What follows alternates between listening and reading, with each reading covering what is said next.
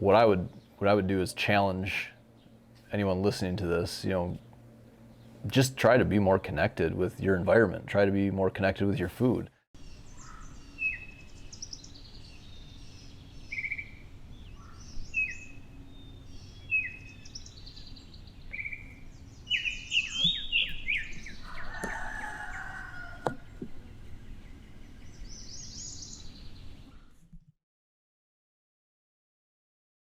Food plot.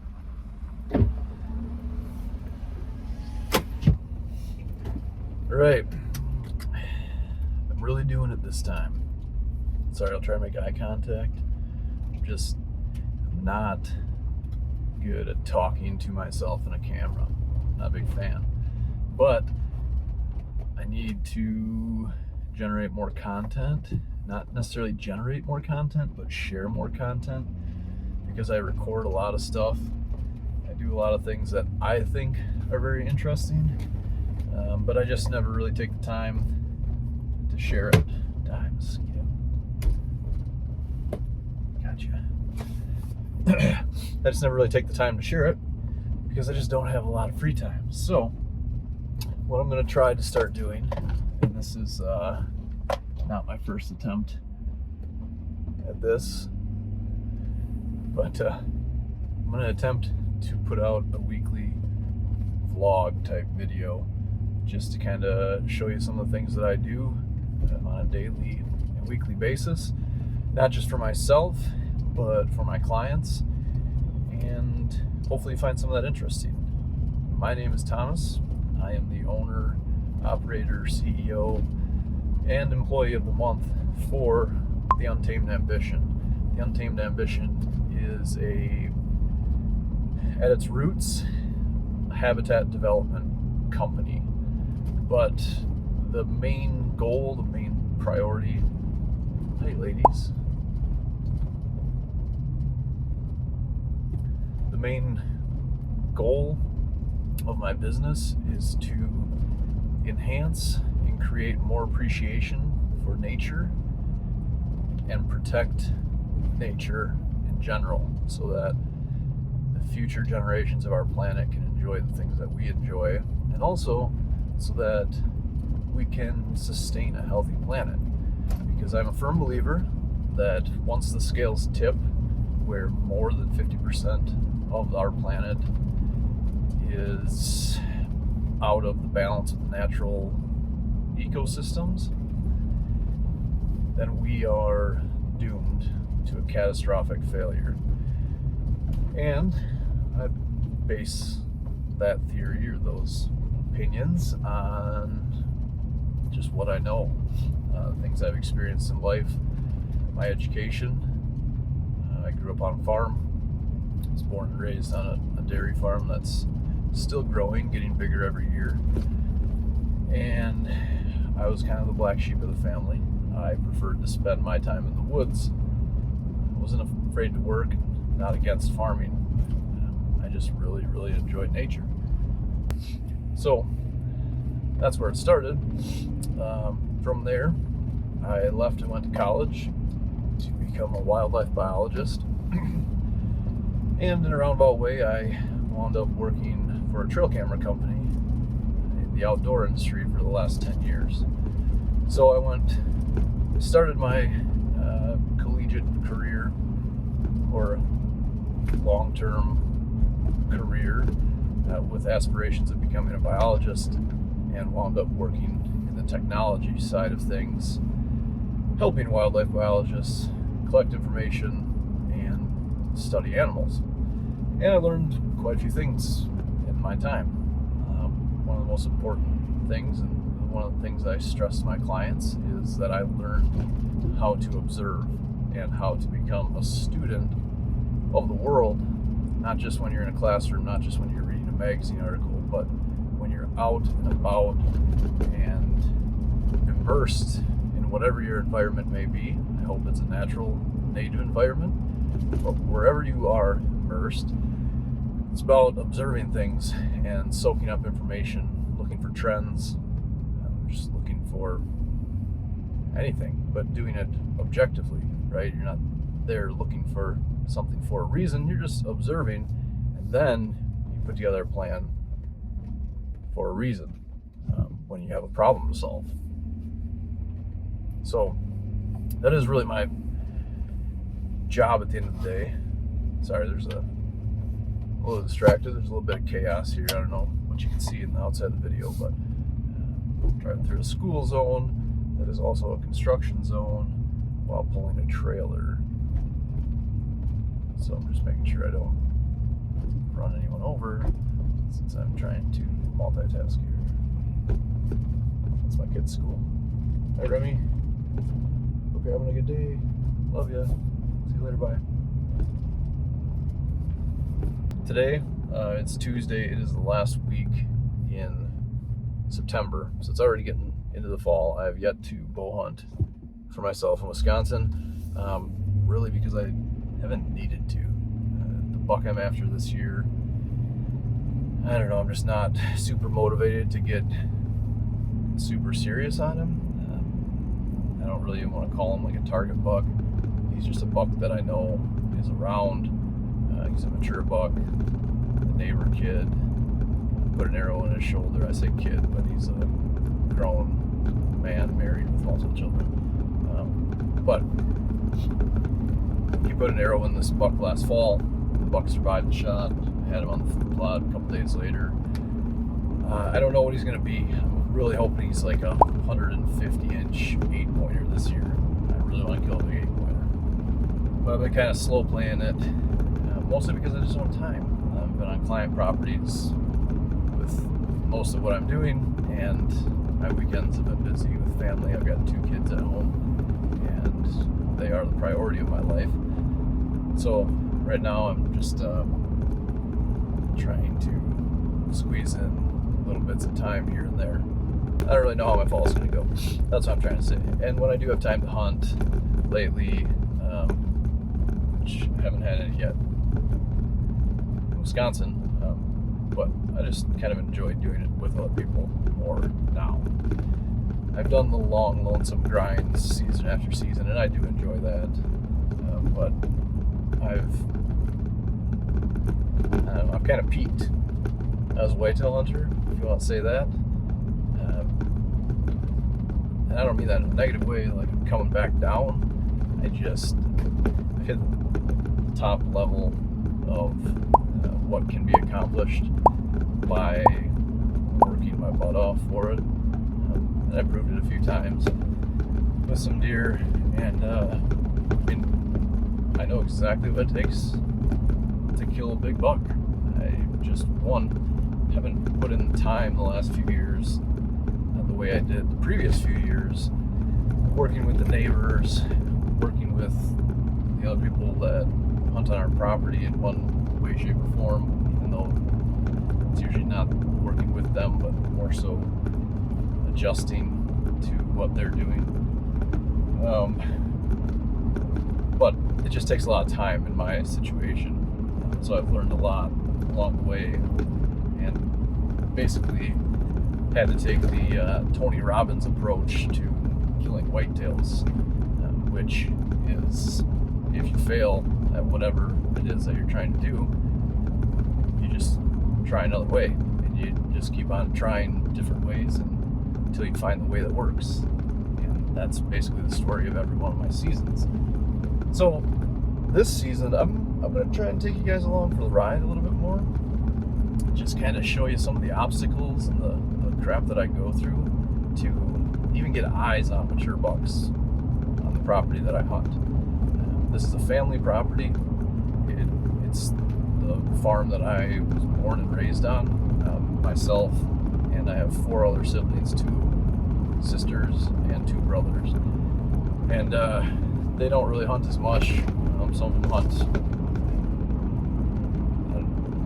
They don't hunt, except for my younger brother. He's getting more and more into archery stuff, but he communicates well with me, and we try to be strategic with what we do.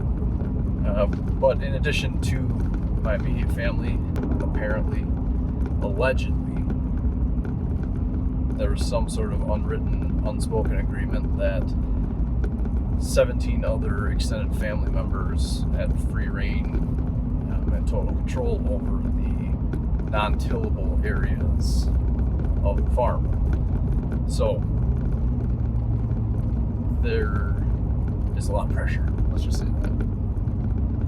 And most of it comes from just a total lack of communication and lack of planning, and really just, well, I'm not going to get into it. There's just a lot of pressure. Let's just leave it at that. Things are always changing with farming activity. You know, crops are rotating. Crops are being harvested. Manure gets spread. All sorts of things that create this ever-changing food source predicament, right? It's like as soon as you feel like you have something figured out, it changes. It can change overnight. Again, another thing that could probably be avoided with better communication and better planning, as far as even just like kind of coordinating food plot regiments, bedding area improvement, timber harvest, all sorts of things with crop rotations and nutrient management programs, as well as tillage and no-till farming practices. So I know that seems like I'm really complicating some of that. So depending on why you're here, if you're here purely as a hunter, maybe you're here as a hunter that owns property but leases that property out to a farmer, or maybe you're a farmer that owns property, farms, and hunts and wants to maximize the wildlife potential on your property, then you came to the right place. Because these are all things that I've learned over time, and unfortunately a lot of what I've learned has come from very negative experiences, or effectively doing my own running research project on ecosystems and wildlife across the farm that is slowly tipping in that balance from natural ecosystem to human modified monoculture, lack of ecosystem type situation. And things, let's just say, they don't get better when that happens. On the properties that I'm working on and helping manage, I don't do any of the spraying. I'm not a huge fan of spraying. Again, not 100% against chemicals. I do think that they have a valuable part. They play a valuable role in setting up a property, you know, getting it back to a native state and managing a property. But I strive to create annual routines that do not rely on chemicals. So I don't do a lot of spraying. If I start doing all this spraying on all these client properties, then I'm just setting myself up where I'm exposed to all these chemicals all the time. Whereas if they do their own spraying and they only do it periodically, then they're not exposed to them all the time either. So spoiler alert, I'm very much against the whole spray till spray food plot regimen routine. So one of the things that I do, which is what I'm doing today, is I'm heading back to get my ATV, and while I'm at the farm, the ATV is currently at my brother's house, stored in his garage, because I just don't have enough room in my place, and I don't use my ATV that much. So I'm going to get the ATV. I've got 200 pounds of cereal rye in the truck, and we're going to spread that on the food plots at the farm quick. And I'm probably going to come back in a couple weeks and spread even more if the temperatures stay moderate. Cereal rye is a phenomenal food plot tool. Okay, and think of it more as a tool than a food source or attractant. It does attract deer. It is highly palatable during specific stages of growth, and it also will stay green longer than a lot of other things, and it will get green sooner than a lot of other things, which in and of itself, if it is green, it is most likely palatable to deer. Deer are a generalist species. They can eat a lot of stuff. Does it provide a ton of nutrition for them? Depends on what type of nutrition that their body needs, and that's also relative to what else is out there. So we don't plant rye specifically as an attractant so much as a cover crop, because it will germinate down to, I want to say like 37 degrees or 40 degrees, somewhere in there. It can germinate at pretty low temps, so you can put it on real late. One of the ways I use it as a tool is what I did yesterday. I put in a new food plot on our retreat property, a property that I'm converting back into a native habitat oasis, just to prove, I mean, not just to prove, but as proof of how phenomenal and rich an environment can be with wildlife, but people can be a comfortable part of that and just enjoy it. So that's on a retreat property. That's a whole other series of videos that I want to bring you guys along for, and just kind of show you how I'm doing things, and you can follow along with me and do your own projects along the side. And I can, that's my business, so I'm there to answer questions and whatnot. But I'm trying to do it through a free, more leisurely platform like YouTube, so that if I get swarmed and I can't get to all the comments in a couple of days, it's different because you're not technically paying clients. But shoot me an email, I'll get back to you right away. Anyway, where the hell is it going with this? Yeah, so I'm heading back to the farm. I'm gonna grab the ATV, cereal rye on the food plots there. Then I gotta load up, and I need to get more cereal rye from local co-op, and then I need to run north about 2 hours. And that's a 2-hour drive. It's an hour from my house, but my house is an hour from the farm, so it's basically a 2-hour drive to get to this other property. I need to stop and get cereal rye on the way, and then I'm overseeding new food plots on that property. We did no-till drill these plots in. We roller crimped them, sprayed them, and drilled them in the same day, but it was into CRP. So we're going to check that out today too and see how that's coming along. To be honest, it was somewhat of an experiment, but if you can avoid breaking ground, then avoid breaking ground when you're establishing new food plots. They're not going to be as good overnight, but they are going to catch up, and they're going to be phenomenal a lot faster. You also are not losing any topsoil, okay? The bulk of the life on our planet resides in the top couple inches of topsoil. When you turn that soil over and expose it to the sun for long periods of time, for not even long periods of time, for short periods of time, as long as it's exposed to the sun, is being sterilized, okay? The longer it's exposed, the drier it gets, the more sterile it becomes. Essentially, it can become a desert, right? There's a term for that. So you want to avoid turning the soil as much as possible. Now, I'm left with a personal predicament all the time, and this goes back to the organic mindset, but the personal predicament in some situations of whether I want to turn the soil or spray to eradicate or terminate what's currently growing before I establish this food plot. So I'm running a handful of experiments on that as we speak. One of those is one we're checking out today.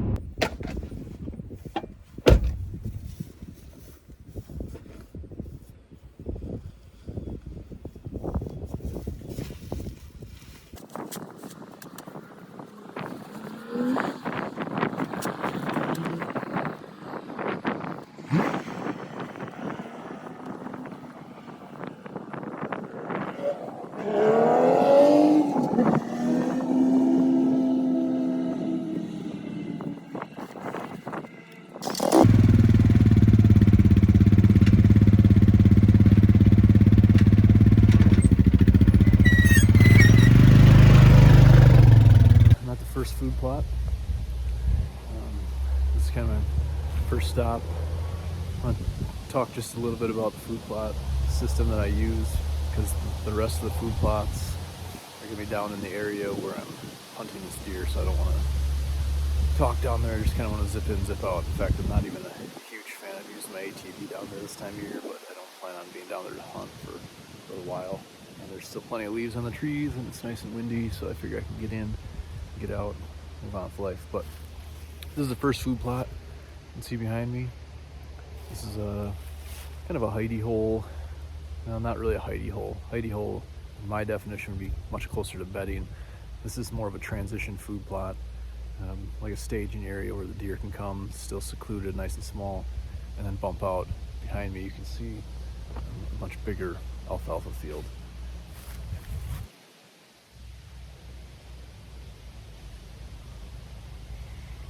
Heard a tree branch fall, so I was checking it out. It's a snag behind me. But anyway, we'll pick up this piece of garbage here quick. I'm gonna walk across this food plot, rubber boots, and pull the cart on this camera. It's closer to the bedding. It's not that much closer, but it is closer to bedding.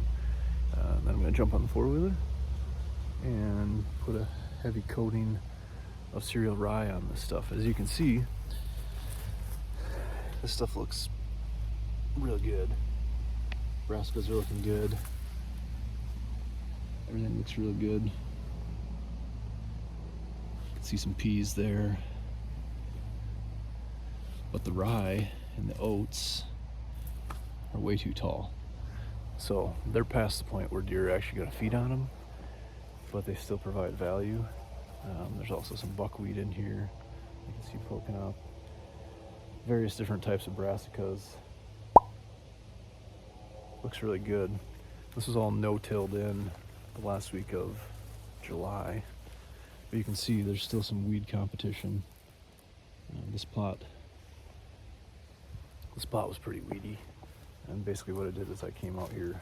I hadn't planted this plot really for a couple of years, but I came out here and brush hogged everything, and then we planted it about a week later, and then I sprayed it the day after we planted it. So again, trying not to disturb the soil, and you can see there's still a lot of exposed soil there, so that's another reason for the rye. You can also see deer have been in here feeding some turds there, but things look really good. So I want to add another layer of rye, especially where these bald spots are, you know, all along the edges. And this big oak tree just doesn't get as much rain, probably not as much sun there, so not as much as growing, but put a heavy coating of rye in that.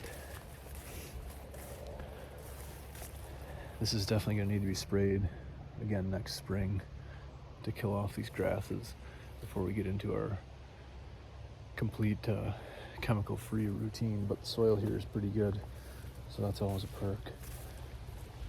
Now this is another project. You can see all these trees back in here are dying. You can tell because there's so much more sunlight there compared to right there. So I want to take advantage of that and make sure that we're promoting good native shrubs, diversity with those native shrubs, and kind of thinning out some of these other junk trees. Looks like most of those were ash trees that died from that emerald ash borer. A couple more in there left to go. But we've got some smooth bark hickory along the edge here that's still standing strong. So ultimately my goal is to put in a little water hole here and a box blind that you can access through this tree line. So that's it. Pretty green, nice and lush, nice and secluded. But we need to take note of these trees dying and get something else going in here to provide that cover. I actually like to do a nice row of pines around the outside. That's really isolate it. Got some real good looking pokeweed here. Can't believe how green it still is. That's good deer food. Lots of berry bramble. That's good deer food. Burdocks, they're okay when they're young. Grass, no bueno. We got a tree stand tucked back in there. You can kind of see it. That's potentially the spot where Remy and I can hunt, but the tree is kind of dead. Really dead, actually. So, need to get the tree stand out of there ASAP. You can see these woods are way too wide open. just way too open. It's not as good as it used to be around here. There's some major improvements that need to be done.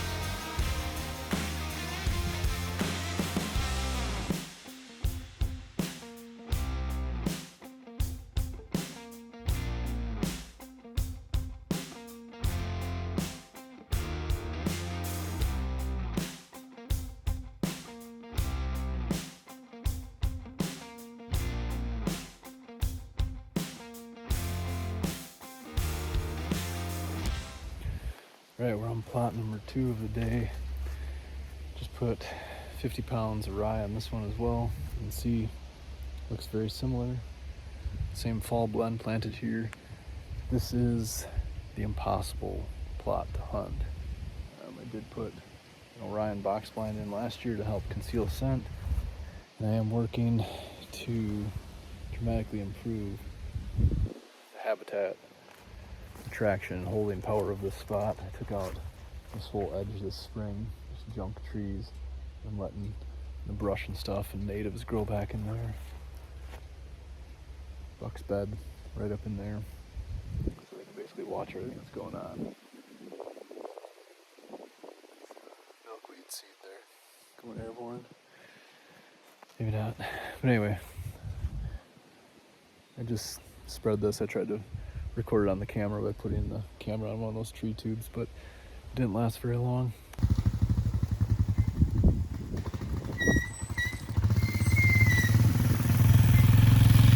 At least you'll get to hear what happened, the ATV noise and the backfire as soon as it shut off.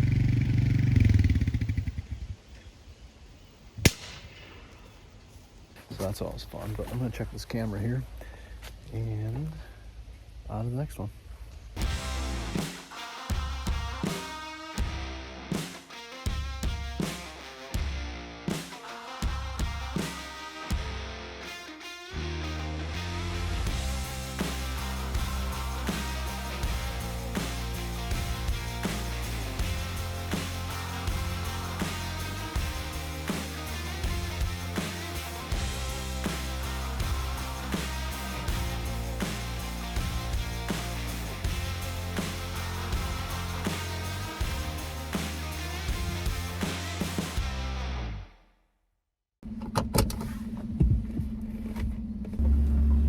Well, slight change in plans. I grab some 4-wheel here. Just buzzed up here to the other end of the farm to check a camera that I haven't checked since maybe last November. And it was deader than a doornail. So no intel there. There were some big tracks on the road. Deer tracks and also some cattle tracks, so that's not generally a good sign. That means that cattle in the pasture obviously didn't stay in the pasture, at least one of them didn't, which also means that at some point in time somebody's going to be out there looking for said cattle, which adds pressure. So note that the pressure note's my planner, just kind of as a what if scenario. I'm trying to eliminate variables as I go. Additionally, the cedar is falling apart. It's old. I haven't used it for fertilizer in many years, but I did use it for fertilizer for a few years, and that stuff's very corrosive. So couple of the bolts, screws that are holding it together are falling apart, and it's not in the condition that I want to take it up to a client property. It's already 2 o'clock in the afternoon. I'm going to stop and pick up the rye and then head back home and work on this spreader and go through some pictures for the cards I pulled if I get time. Otherwise, I'm going to get everything loaded up because tomorrow I need to drive to Iowa to do some last minute preparations before season hits for those guys there. So, it'll be interesting what we find. I'm sure there's some decent bucks around. I don't hunt for decent bucks, I hunt for great bucks. I don't say that to be cocky or arrogant, I just want it to be known that I'm not hunting just regular mediocre deer. And if you want to up your game, hunt higher level deer that are a lot more difficult to kill. If you want to do that, you have to change your strategies that have been working on the decent to good deer range. So stay tuned. I'm gonna bring you along for the ride, filling out my planner as I go, kind of show you how I use that to stay organized, stay on top of things. And since I haven't really done anything yet this year, I'm just getting going now. It is September 27th, but they are chopping corn on the farm, they're spreading manure on the farm. A lot of things are changing at a rapid pace in a deer's world right now. You know what I was saying earlier about food sources changing dramatically? That's happening right now. So, you know, a lot of the intel on these cameras is going to be kind of null and void anyway. You know, at least anywhere the corn's adding cover that's promoting movement.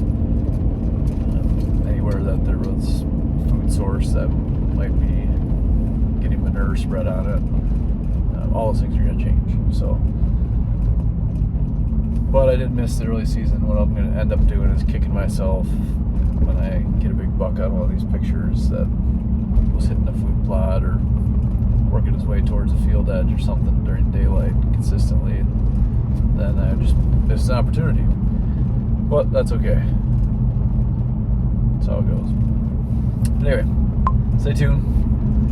I'm gonna wrap this up, the rest of this video, just kind of roll out, and then we'll